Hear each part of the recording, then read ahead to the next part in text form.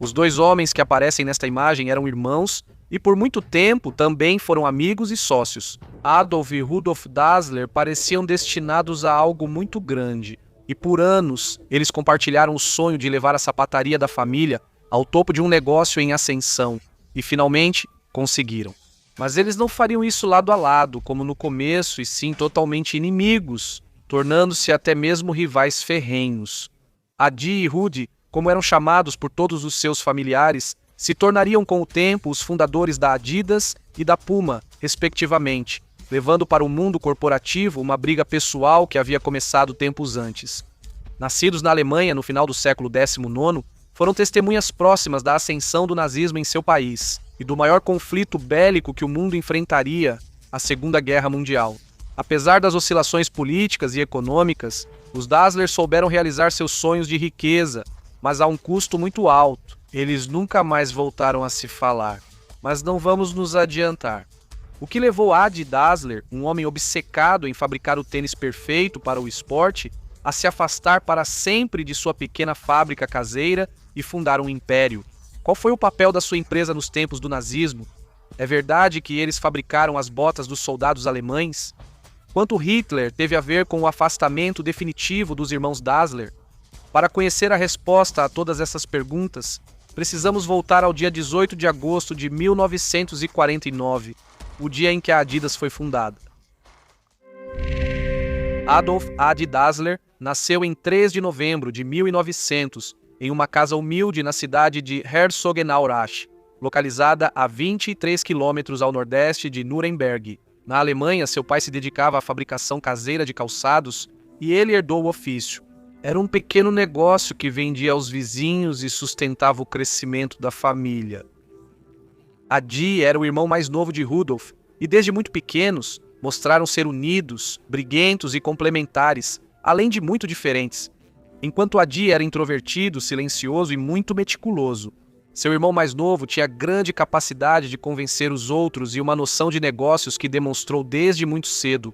Ambos costumavam ser vistos nos arredores da casa da família, onde rapidamente começaram a participar do negócio de fabricação de calçados. Adi era tão cuidadoso e apaixonado pelo trabalho manual que rapidamente se destacou na improvisada linha de montagem que a família tinha na cozinha de casa.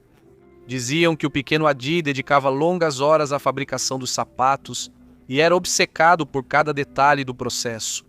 Mas além de trabalhar, os jovens irmãos Dassler também tinham a vida de crianças comuns. Ambos adoravam esportes e se destacavam no atletismo. Ninguém imaginava que eles um dia se relacionariam com atletas da elite mundial. Adi, que sonhava em ser ele mesmo um atleta, acabaria calçando os pés daqueles que conquistariam as maiores façanhas em todas as disciplinas de alto rendimento. Voltando àqueles começos, à medida que os irmãos cresciam e o pai envelhecia, eles sabiam que provavelmente acabariam herdando a empresa da família. Quem se manteve mais próximo dessa ideia foi Adi, que passava horas trancado na lavanderia da mãe e reciclava roupas militares para desenvolver suas invenções. Dizem que foi assim entre as roupas perfumadas penduradas em cordas e os tanques onde sua mãe lavava as roupas à mão. Ele fez o protótipo do primeiro tênis esportivo para proporcionar aderência na parte da frente. Ele havia colocado alguns pregos de ferro que ele mesmo forjou à mão na ferraria de um dos seus melhores amigos do bairro, de sobrenome Celani. Seu objetivo era simplesmente fornecer aos atletas locais, aos seus clientes, um calçado resistente, confortável e durável. Ele não sabia, mas naquele exato momento estava prestes a mudar para sempre a história da roupa esportiva mundial. E enquanto Adi revirava os escombros de um país devastado pela Primeira Guerra Mundial e se dedicava a inventar algo que o tirasse da pobreza, seu irmão Rudi voltava da guerra. Para ele, a carreira militar ou na polícia parecia um destino melhor, mas pela primeira vez foi Adi quem o convenceu. Ele sugeriu trabalharem juntos para transformar a pequena empresa da família em uma fábrica importante. Eles acreditavam que, com o aconselhamento do pai e o acesso irrestrito à serralheria de Celani, tinham o suficiente para decolar. Adi se concentraria no desenvolvimento dos produtos e ficaria atento a cada inovação, enquanto Rudi ficaria responsável pela parte financeira. Em 1º de julho de 1924, fundaram a Gebrüder Dassler Sportschuhfabrik, que pode ser traduzida como Fábrica de Calçados Esportivos dos Irmãos Dassler. Um nome bastante pouco elaborado em termos de marketing, mas devemos levar em conta que as condições ainda eram muito precárias. Na verdade, a fábrica era na realidade o banheiro da casa, que havia sido reformado para servir como oficina. As coisas que a Adi fazia, apesar das poucas ferramentas que tinha à disposição, começaram a chamar a atenção das pessoas certas. Um dos primeiros a confiar nas invenções estranhas dos Dassler foi Joseph Beitzer, ex-atleta com trajetória olímpica e que, no final dos anos 20, estava trabalhando como treinador. O sujeito viu no calçado esportivo de Adi o potencial para melhorar o desempenho de seus discípulos e viajou de Munique exclusivamente para conhecer a fábrica. Com o tempo, ele se tornaria o principal conselheiro dos irmãos. Um farol a ser seguido para determinar quais inovações valia a pena aplicar em seus produtos para se diferenciar de todos os outros. Beitzer foi também quem construiu uma ponte fundamental para os Dassler, colocando-os em contato com os atletas da delegação alemã que iria aos Jogos Olímpicos.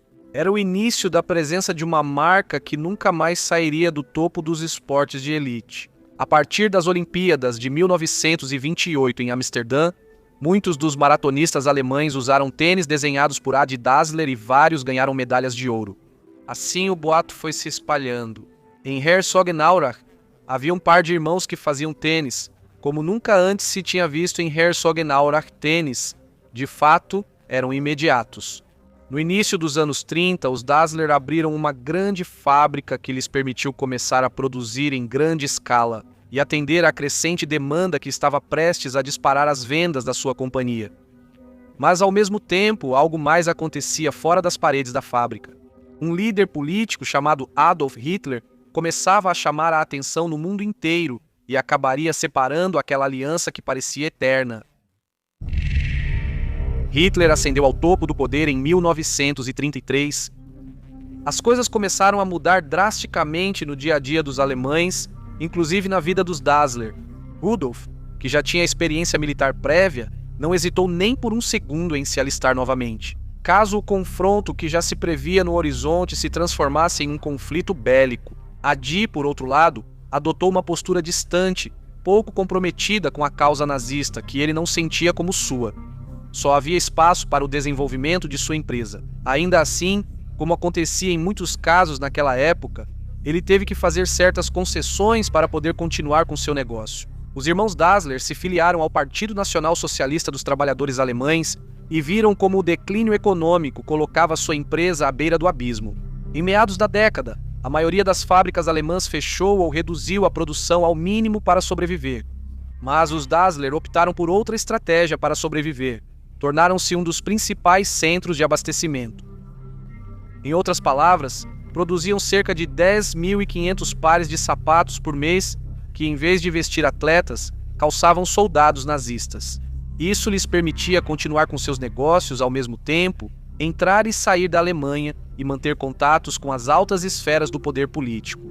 Quem, acima de tudo, sabia cultivar era Rudolf.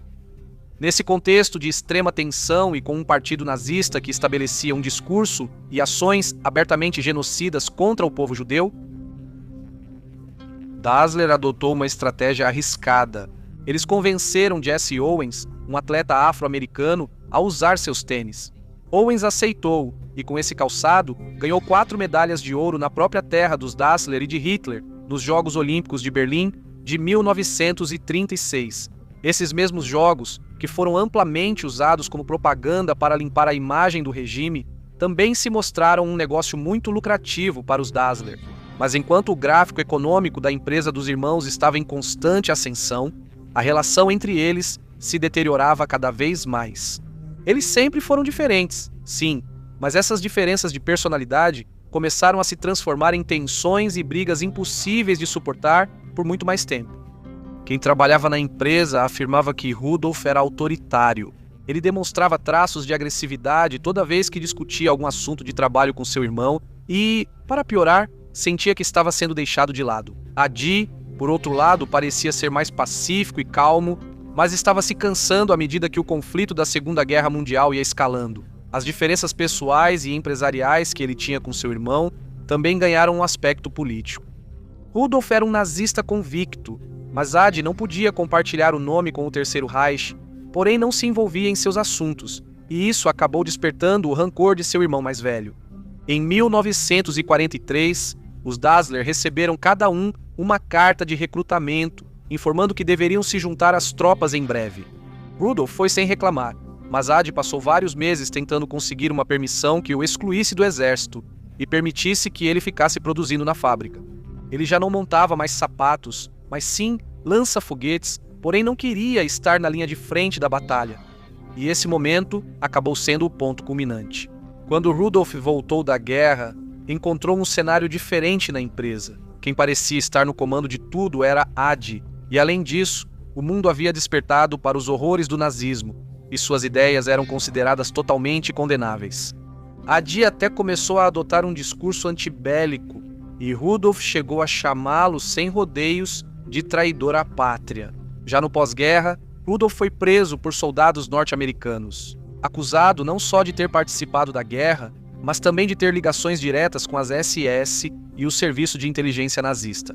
Dizem que quem acabou confirmando esse vínculo foi justamente seu irmão Adi, e que a partir dessa prova, Rudolf passou um ano preso, mas Rudi não ficou calado. Enquanto estava detido, atacou seu irmão mais novo, apontando-o como um colaborador ativo que havia fornecido roupas e armamentos para o exército. Em outras palavras, ele o considerava tão responsável quanto ele mesmo e ameaçou fechar a fábrica quando saísse em liberdade. Em primeira instância, Adolf foi condenado a 10 anos de prisão, mas um prefeito local testemunhou a seu favor e garantiu que Adi o havia escondido em uma de suas propriedades, quando era perseguido pelos nazistas. E assim, conseguiu salvar sua vida. Os registros financeiros da empresa acabaram corroborando que Adi não estava no comando das decisões empresariais e que, na verdade, tinha sido Rudolf o mais beneficiado com os negócios da empresa. Durante os anos de guerra, finalmente, Adolf teve sua sentença reduzida para 2 anos e foi declarado seguidor, mas não ativista do regime nazista. Ele conseguiu se livrar da condenação para continuar trabalhando na empresa. Uma peça-chave nesse confronto nos tribunais foi a esposa de Adi, Kate, que testemunhou contra Rudolf e defendeu seu marido das falsas acusações. Quando essas questões foram resolvidas, a fenda entre os Dassler já era um abismo sem solução, e é assim que nossa história retorna ao começo. Para levar a divisão à sua expressão mais geográfica possível, Adi e Rudolf usaram o rio Aurach como fronteira.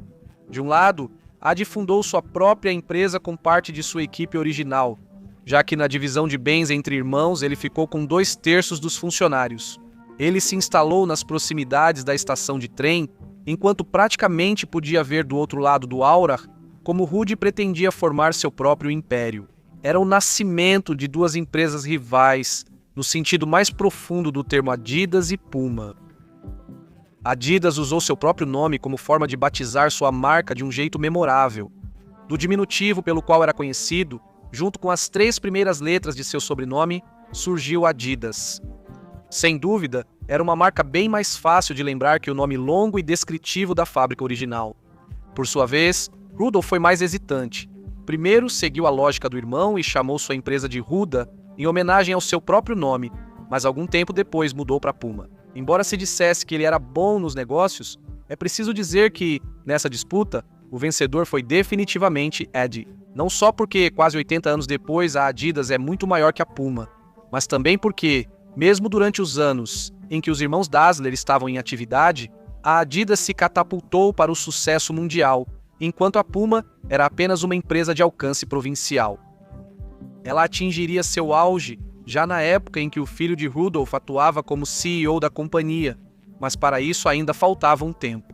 No imediato, a divisão dos irmãos Dassler também significou a divisão de todos os habitantes de uma cidade para sempre. Ficaria a anedota de que, por esse curioso período da história, a cidade seria apelidada em toda a Alemanha como a cidade dos pescoços curvados, em referência ao fato de que todo mundo ficava atento para identificar de que lado da cidade eram os sapatos que as pessoas usavam quando se cruzavam na rua. Essa rivalidade, com tons claramente esportivos, também se estendeu ao futebol. Os 2 times locais, o UFC e o ASB, receberam o patrocínio, cada um de uma marca. Mas isso era apenas uma amostra do confronto que viria no futebol de mais alto nível.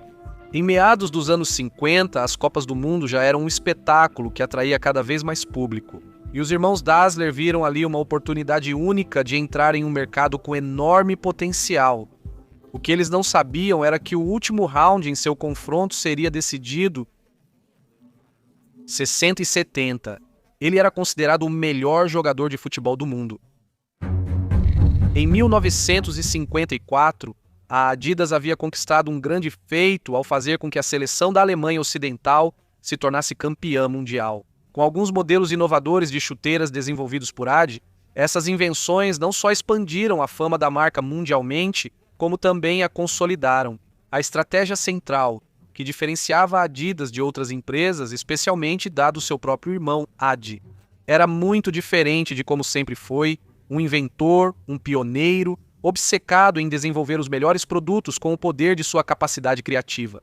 Por isso, desde o início, a Adidas buscou se posicionar como uma marca inovadora, que sempre tentava estar na vanguarda e vários passos à frente de seus rivais. Por outro lado, a Puma refletia em grande parte o espírito mais agressivo e ambicioso de seu criador, com uma imagem publicitária que ostentava a força, a ferocidade e a agilidade que caracterizam os grandes. Mas na Copa do Mundo de 1970 surgiu uma figura no mundo do futebol que parecia diferente de tudo o que se conhecia até então. Pelé calçar o melhor jogador da história até aquele momento parecia um sonho. Mas os irmãos Dassler decidiram firmar uma espécie de trégua para não transformar sua separação em uma guerra. Assim surgiu o Pacto Pelé, que consistia basicamente em que nenhum dos Dassler buscaria patrocinar diretamente o astro. Enquanto Adi parecia disposto a cumprir, seus jogadores de futebol da Adi, campeões da seleção ocidental, foram os melhores da época. Note introduziu a atitude. Foi Ernst quem trouxe a luta para dentro do time. Para que o artilheiro tirasse alguns segundos antes de começar a partida e amarrasse os cadarços de suas chuteiras. Dessa forma, a câmera, que transmitia para o mundo todo, captou a imagem de Pelé agachado ao lado da bola, ajeitando suas icônicas chuteiras antes de dar o pontapé inicial. Segundo estimou depois a empresa, esse gesto mínimo de aparência casual, mas friamente calculado, rendeu à Puma um aumento explosivo nas vendas, que chegaram a crescer até 300%. Naquela Copa do Mundo, alguns dos jogadores da seleção brasileira usavam chuteiras Adidas e outros Puma.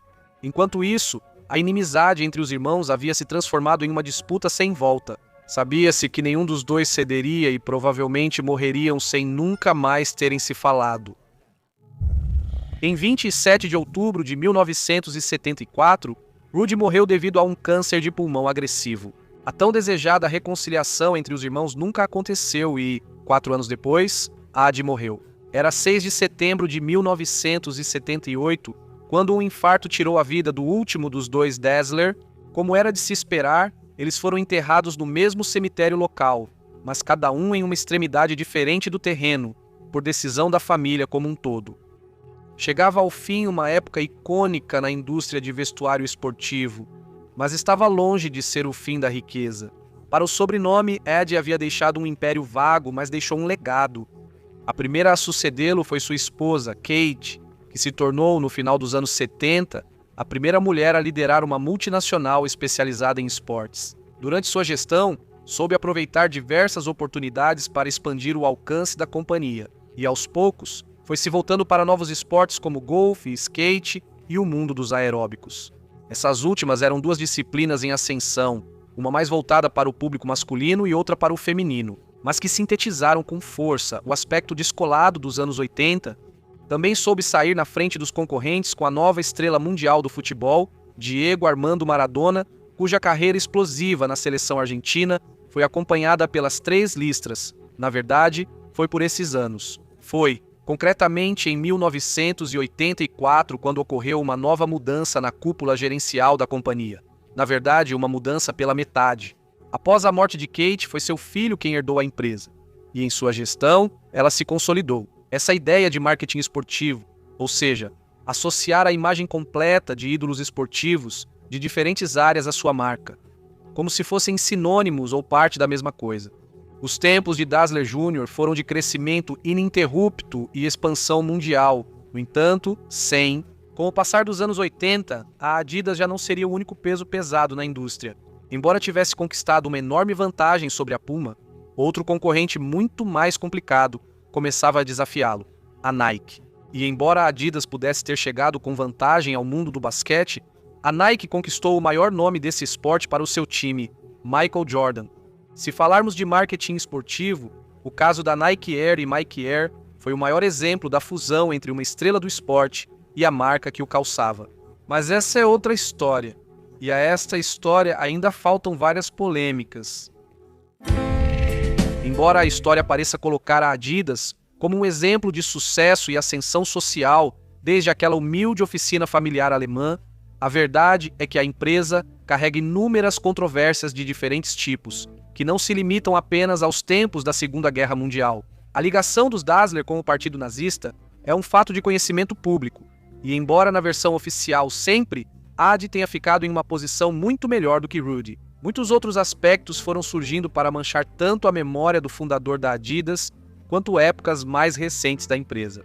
Na época dos nazistas, era bem sabido que muitas das empresas que trabalhavam diretamente para o exército alemão, como a sapataria dos Dassler, utilizavam mão de obra. Mais do que polêmica, acredita-se que a maioria dos supostos funcionários dos Dassler eram, na verdade, prisioneiros de guerra, forçados a trabalhar na produção de vestuário militar e armamentos para seus empregadores. E isso poderia ser uma situação isolada, própria dos tempos de horror da guerra, se não fosse porque, mais recentemente, começou-se a questionar que a Adidas, assim como outras marcas de calçados esportivos, contrata mão de obra barata na Ásia. Não é preciso voltar muitos anos para encontrar outras denúncias com as mesmas características. Sem ir muito longe, em janeiro de 2025 foram reativadas as denúncias contra marcas como Adidas e H&M, por empregar mão de obra infantil nos campos de algodão, de onde obtém a matéria-prima para os produtos, uma parte significativa desses produtos. Além disso, existem fábricas de produção localizadas no Vietnã e na China, onde há décadas os operários trabalham em condições desumanas. Em cidades vietnamitas como Ho Chi Minh, Binh Duong e Dong Nai, a empresa economiza milhões de dólares em salários e encargos sociais, apoiando-se em uma mão de obra de baixíssimo custo, jornadas exaustivas e facilidades obtidas através do poder que possuem como multinacional. Para limpar sua imagem em diferentes oportunidades, como em 2017 e 2019, Adidas colaborou com a Organização Internacional para as Migrações. As denúncias, no entanto, continuam acontecendo. E esse não foi o único escândalo em termos éticos que abalou a companhia. Voltando novamente no tempo, mais precisamente para 1985, foi divulgado que a Adidas teria pago um suborno de 10 milhões de dólares ao Comitê Olímpico Internacional para obter a permissão de ser patrocinadora oficial dos Jogos Olímpicos daquela época. Chegou-se a dizer até que esses fundos tinham sido pagos por uma empresa diretamente ligada ao filho de Adi, Dassler, que na época também estava envolvido no lucrativo negócio da transmissão de eventos esportivos. Tanto a empresa quanto o CEO sempre negaram essas denúncias, mas a dúvida ficou plantada para sempre e continuou adicionando camadas de controvérsia a uma história que não carece de traições e complôs. Ficou muito para trás aquela época de pioneiros e inovadores que, como Adi Dassler, deram origem a empresas que hoje se tornaram verdadeiros monstros empresariais. Sem ir muito longe, as próprias filhas de Adi Dassler decidiram assumir o comando da empresa depois que o irmão delas morreu. Era complicado demais, complexo em um mercado diversificado e ultracompetitivo. Assim, em 1988, decidiram vender todas as suas ações em troca de uma oferta generosa de 1,6 bilhão de marcos alemães. Dessa forma, as herdeiras consolidavam sua riqueza e deixavam a empresa nas mãos de outro esquema empresarial, bem distante das épicas histórias humanas, as sociedades anônimas. Mesmo que a empresa tenha se tornado algo mais impessoal, sua marca no mercado continua mais viva do que nunca. Afinal, a história da Adidas não é apenas a história de uma empresa. É a história de dois irmãos que, sem saber, criaram algo muito maior do que eles mesmos. Um símbolo de ambição, talento e contradição. A rivalidade deles construiu impérios, mas também destruiu um vínculo familiar que tinha sido seu alicerce. E embora o tempo tenha transformado aquela pequena oficina em um gigante global, as cinzas do conflito original nunca se apagaram completamente. Hoje, Adidas é Adidas, uma marca que transcende gerações, um ícone da cultura popular e do esporte. Mas no fundo, sua origem continua nos lembrando que o triunfo tem um preço e que, às vezes, para alcançar o topo, é preciso perder algo irrecuperável.